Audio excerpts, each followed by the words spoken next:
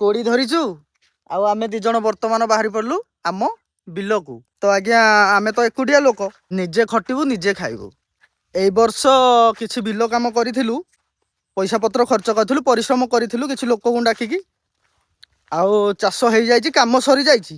Problem ହେଲା ଏବେ ଟିକେ ବର୍ଷା ହଉନି, ଜମିରେ ଯେତିକି ପାଣି ଥିଲା ସେ ପାଣି ସବୁ ଶୁଖିଗଲାଣି। ଆଉ ଧାନ ଗଛ ହେଇଯାଇଛି କିନ୍ତୁ ପାଣି ଶୁଖିଗଲାଣି ନା, ଯଦି ପାଣି ଟିକେ ନ ରହିବ ଧାନ ବି ମରିଯିବ ସବୁ ଗଛ। ତ ସେଥିପାଇଁ ହୁଡ଼ା ଟିକେ ଭାଙ୍ଗି ଯାଇଛି, ପାଣି ପଳଉଛି। ଆସିଛୁ କୋଡ଼ି ଧରିକି ସେ ହୁଡ଼ାକୁ ବନ୍ଧେଇକି ଯିବୁ ଆଉ। ତ ଚାଲନ୍ତୁ ବିଲ ଆଡ଼େ ଯିବା। ତ ସାଙ୍ଗମାନେ ଇଏ ଯେଉଁ ପରିସ୍ଥିତି ହେଲାଣି ଏଠି ଆଉ ଯାଇ ହବନି, ଆମେ ଫେରିକି ଯାଉଛୁ ଏପଟେ କୋଉ ପଟେ ରୋଡ଼ ଦେଖିକି ଯିବୁ ଆଉ। ଚାଲ ଚାଲ ଚାଲ ସେଇପଟେ ଦେଖିବା, କୋଉ ପଟେ ଦେଖିବା। ଗୁଗୁଚି ଲାଗିବ ଲୁଗାରେ, ଆଉ କଣ କରିବା, ଚାଷ କରୁଛେ ମାନେ। ଆମେ ବର୍ତ୍ତମାନ ଏଇପଟେ ଗୋଟେ ରୋଡ଼ ଦେଖିକି ଟିକେ ଶୁଖିଲା ଅଛି ବୋଲି ଯାଉଛୁ ବାହାରିକି ବର୍ତ୍ତମାନ।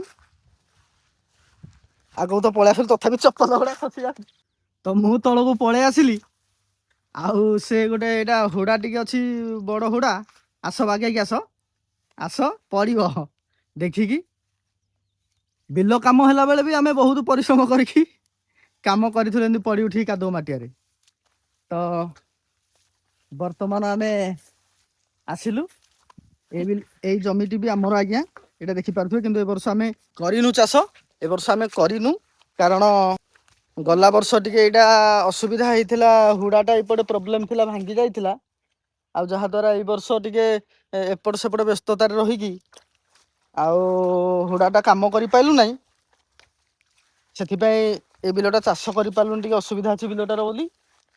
ଆଉ ବର୍ତ୍ତମାନ ଆମ ଜମିରେ ଆସି ପହଞ୍ଚିଗଲୁ। ଏଇ ଟିକେ ମୁଁ ଆପଣଙ୍କୁ ବ୍ୟାକ୍ କରିକି ଦେଖେଇ ଦଉଛି।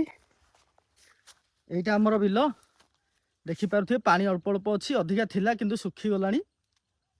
ଆସ ଆସ। ମୋଦି ଗଳି ପଡ଼ିଲା, ତାଙ୍କ ମୋଦି ଗଳି ପଡ଼ିଲାନି କୋଉଠି।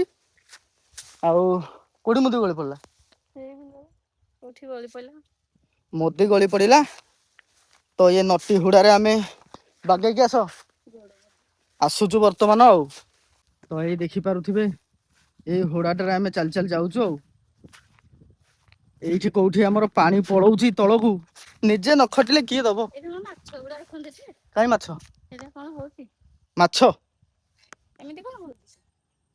ଏଇଗୁଡ଼ା ବେଙ୍ଗ ପଟ, ଏଇଗୁଡ଼ା ଆଜ୍ଞା, ଏଇଗୁଡ଼ା ଯୋଉ ଡେଉଁଛନ୍ତି ଦେଖିପାରୁଥିବେ। ଟିକେ ଟିକେ ପାଣିଟା ହଲଚଲ ହଉଛି ନା, ଦେଖିପାରୁଥିବେ ପାଣିଟା କେମିତି ପଳଉଛି।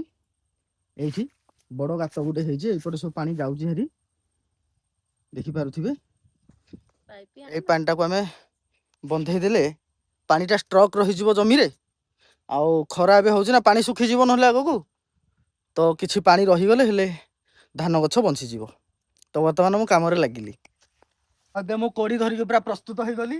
ଏଇଠି ଗୋଟେ ତାର ବାଡ଼ ଦିଆଯାଇଛି, ଏପଟୁ କିଛି ଛେଳି ବଳଦ ପଶିଯିବି କାଳେ, ତ ସେପଟକୁ ଯିବା ପାଇଁ ପଡ଼ିବ। ଆଣିକି ଦେଇଦେବି। ତ ଏ ତାରରେ ଯିବାକୁ ପଡ଼ିବ ମତେ ବାଗେଇକି। ବର୍ତ୍ତମାନ ଏଇ ଜାଗାଟାକୁ ମତେ ବନ୍ଧେଇବାକୁ ପଡ଼ିବ। ଏଇଠୁ ସବୁ ପାଣିଟା ପଳଉଛି ଏପଟକୁ, ଆଉ ଯାହାଦ୍ୱାରା ବିଲ ଶୁଖି ଯାଉଛି। ଆଉ ବିଲରେ ଯଦି ପାଣି ନ ରହିଲା, ଯୋଉ ଭଳିଆ ଖରା ହଉଛି, ଗଛ ତ ମରିଯିବ। ଏତେ ପରିଶ୍ରମ କରୁଛୁ, ପଇସା ପତ୍ର ଖର୍ଚ୍ଚ କରୁଛୁ, ଜ୍ୱର ହେଇଯାଇଛି ଆଜ୍ଞା ଏ ବିଲରେ କାମ କରି କରି। ତ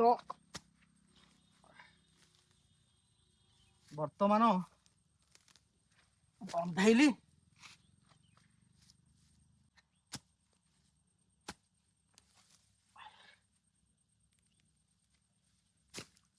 ତ ସାଙ୍ଗମାନେ ହଣାହୁଣି କରିକି ଧକ୍କ ବାହାରିଗଲା, ହୁଡ଼ାକୁ ବନ୍ଧେଇ ଦେଲି ଫାଇନାଲ।